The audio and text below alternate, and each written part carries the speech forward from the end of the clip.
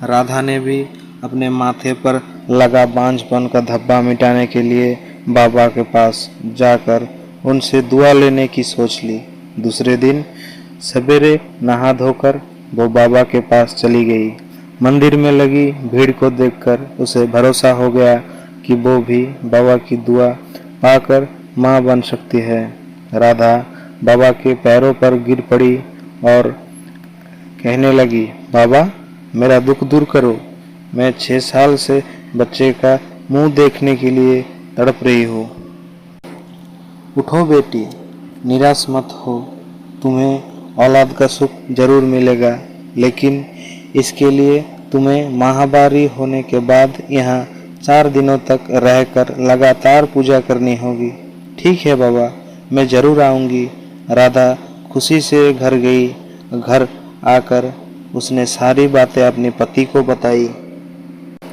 मैं कहता था ना कि जो काम दवा नहीं कर सकती, कभी कभी दुआ से भी हो जाती है। बाबा की दुआ पाकर अब तुम जरूर माँ बनोगी, ऐसा मुझे भरोसा है। तुम ठीक समय पर बाबा के पास चली जाना, राजेश ने खुश होते हुए कहा। राधा अब बेसब्री से माहवारी होने का इंतजार करने लगी। कुछ दिन बाद उसे माहवारी हो गई। माहवारी पूरी होने के बाद राधा फिर बाबा के पास गई।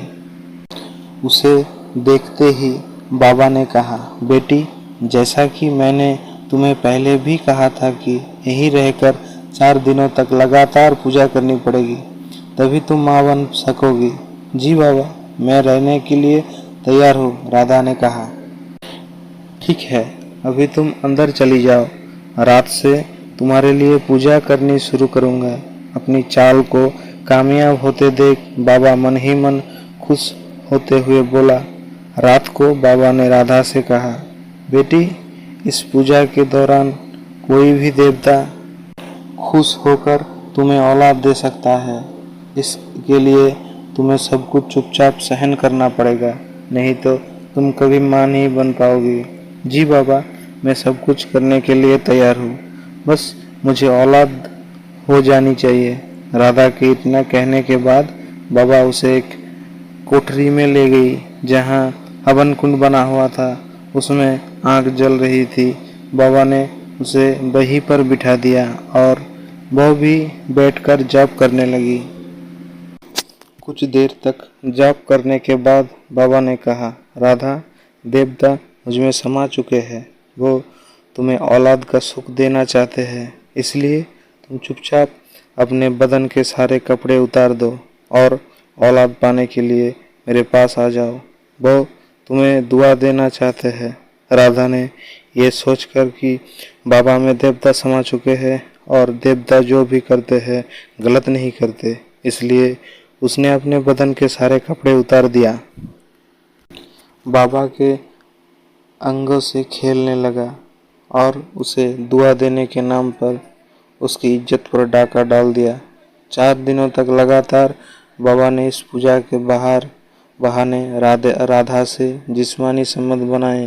5वें दिन बाबा ने कहा, राधा बेटी तुम्हारी दुआ कबूल हो गई, पूजा भी पूरी हो गई।